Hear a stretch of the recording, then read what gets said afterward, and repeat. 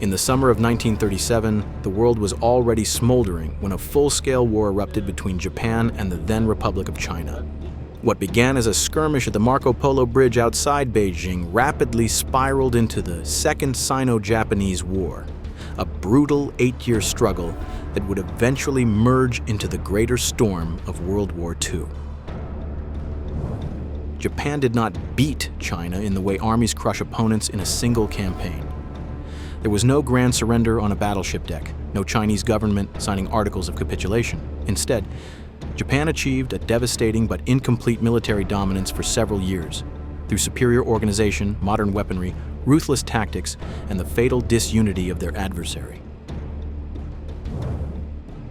At the heart of Japan's early success was the Imperial Japanese Army and Navy battle-hardened from the conquest of Manchuria in 1931 and equipped with tanks, aircraft, and artillery that dwarfed anything the Chinese armies could field. While China possessed millions of men under arms, those armies were fractured.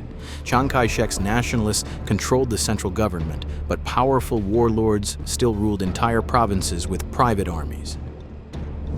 The Chinese Communist forces, though nominally allied with the nationalists after the Xi'an incident, conserved their strength in the northwest and often prioritized survival over all-out resistance. In the first 6 months, the Japanese advance was staggering.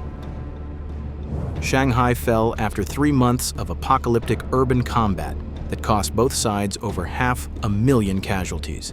By December 1937, the Chinese capital, Nanjing, was captured in an orgy of violence remembered as the Rape of Nanjing, an atrocity that shocked the world and hardened Chinese resistance. Yet, even after Nanjing, China refused to collapse. Chiang Kai-shek moved the government inland, first to Wuhan, then to the mountain fortress of Chongqing. Japan seized the coast, the railways, the major cities, controlling perhaps 40% of Chinese territory at the war's midpoint. But the vast interior remained beyond their grasp. Japan's strategy shifted to the infamous three-alls policy: kill all, burn all, loot all, designed to destroy the population's will and ability to support guerrilla resistance. It was barbaric, and it failed. Chinese regular armies retreated into the interior and kept fighting. Communist guerrillas behind Japanese lines grew stronger with every atrocity. By 1941, Japan was bogged down.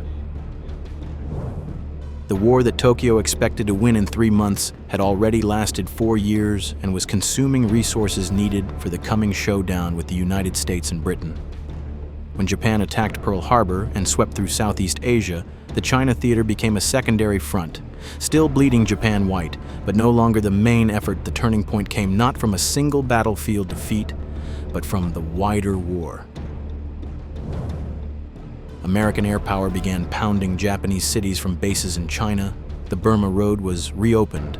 By 1944, Operation Ichi-Go, Japan's last major offensive in China, seized enormous territory but achieved nothing strategic, exhausting Japanese forces just as the Allies closed the ring elsewhere. When Japan surrendered in August 1945, it was to the Allies as a whole, not to China alone. Japanese troops in China laid down their arms to nationalist forces under orders from Chongqing, but the war ended because the Empire of Japan had been broken on multiple fronts, so Japan never truly beat China. It inflicted horrific losses, occupied vast areas, and came closer than any foreign power since the Mongols to subjugating the Chinese heartland.